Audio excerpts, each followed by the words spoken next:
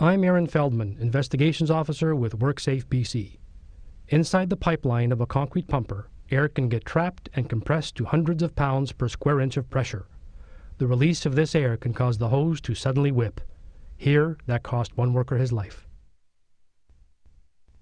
Two workers had just completed a porch using concrete supplied by a pumper truck. The truck's pump was stopped and its boom was relocated to pour a walkway.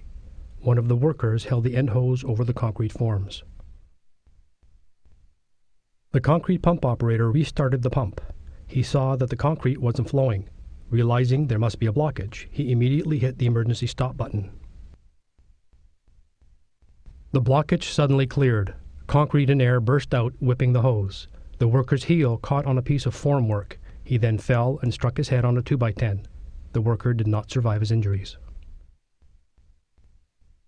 A hose whipping hazard is created if air gets into a pumper's delivery system and is compressed against a blockage. Air can get into a pipeline if the pump is stopped while the boom tip is in the down position. That's what happened here. After the porch was poured, the pump was stopped with the boom tip down. Concrete was allowed to drain out of the last section of the boom. Concrete in the system then likely flowed back to the pumper's hopper, sucking air in through the end hose. Now, inside the pipeline, there was a pocket of air. Restarting the pump pushed the concrete forward, compressing the air pocket like a spring against the blockage. Propelled by the pump and the compressed air, the blockage moved faster and faster through the pipeline. Seeing no flow, the operator pushed the emergency stop, but it was too late. The air and concrete blasted out, causing the hose to whip. Hose whipping accidents can be prevented. Before starting a pour, warn workers of the hazard of hose whipping. Train workers to prevent blockages in pipelines and to recognize situations when air can get trapped behind a blockage.